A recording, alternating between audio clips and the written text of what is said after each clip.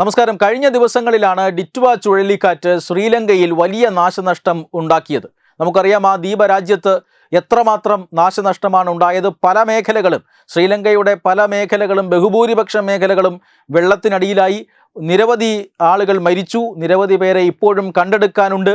ഈ സമയത്ത് ഒരു വലിയ പ്രതിസന്ധിയിലായ ആ രാജ്യത്തെ സഹായിക്കാൻ മുന്നിട്ടിറങ്ങിയ ഏക ലോകരാജ്യം എന്ന് പറയുന്നത് ഭാരതമാണ്.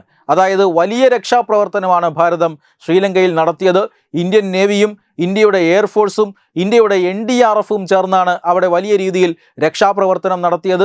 ഒറ്റപ്പെട്ട ആളുകളെ അവിടെ നിന്നും രക്ഷപ്പെടുത്തുന്ന ദൃശ്യങ്ങളൊക്കെ നമ്മൾ കാണുന്നുണ്ട്. അങ്ങനെ ശ്രീലങ്കൻ പൗരന്മാർക്ക് വലിയൊരു ആശ്വാസമായി ഇന്ത്യൻ സേനകളുടെ, ഇന്ത്യൻ നേവിയുടെയും അതുപോലെ തന്നെ എയർഫോഴ്സിൻ്റെയും ഇടപെടലെന്ന് മാത്രമല്ല, ഏതാണ്ട് 10-30 ടണ്ണോളം വരുന്ന അവശ്യ വസ്തുക്കളാണ് ഇതുവരെ ഇന്ത്യ ശ്രീലങ്കയിൽ എത്തിച്ചിട്ടുള്ളത്. പ്രളയക്കെടുതിയിൽപ്പെട്ട് ദുസ്സഹമായ ജീവിതം നയിക്കുന്ന ശ്രീലങ്കക്കാരെ സഹായിക്കാനാണ് ഇത്രയും വലിയ അവശ്യ വസ്തുക്കൾ ഇന്ത്യ ശ്രീലങ്കയിൽ എത്തിച്ചുകൊണ്ട് വലിയൊരു ദുരിതാശ്വാസ പ്രവർത്തനം നടത്തിയിരിക്കുന്നത്. ഈ ദുരിതാശ്വാസ പ്രവർത്തനത്തിനിടയിൽ മറ്റൊരു ശ്രദ്ധേയമായ വാർത്ത വരികയാണ്.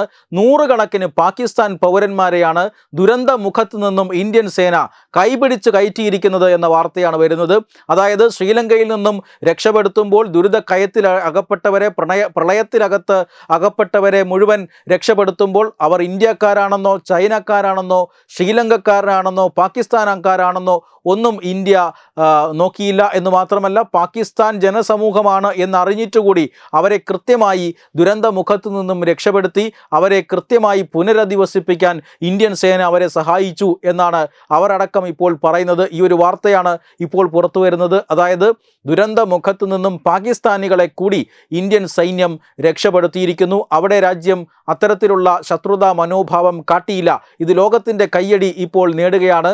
അതായത് ഇന്ത്യ കശ്മീരിൽ കടുത്ത മനുഷ്യാവകാശ ലംഘനങ്ങൾ നടത്തുന്നു, ഇസ്ലാമാബാദിൽ ഈ അടുത്ത കാലത്ത് നടന്ന സ്ഫോടനങ്ങളൊക്കെ നടത്തിയത് ഇന്ത്യയാണ് എന്നൊക്കെ ആരോപിക്കുന്ന പാകിസ്ഥാന് ഇപ്പോൾ ഏറ്റവും വലിയ തിരിച്ചടിയായിരിക്കുകയാണ്. സ്വന്തം പൗരന്മാരെ ദുരന്ത മുഖത്തു നിന്നും ഇന്ത്യ രക്ഷിച്ചിരിക്കുന്നു എന്ന വാർത്ത പാകിസ്ഥാന് ഇപ്പോൾ ലോകമധ്യത്തിൽ വല്ലാതെ നാണം കെടുത്തുകയാണ്.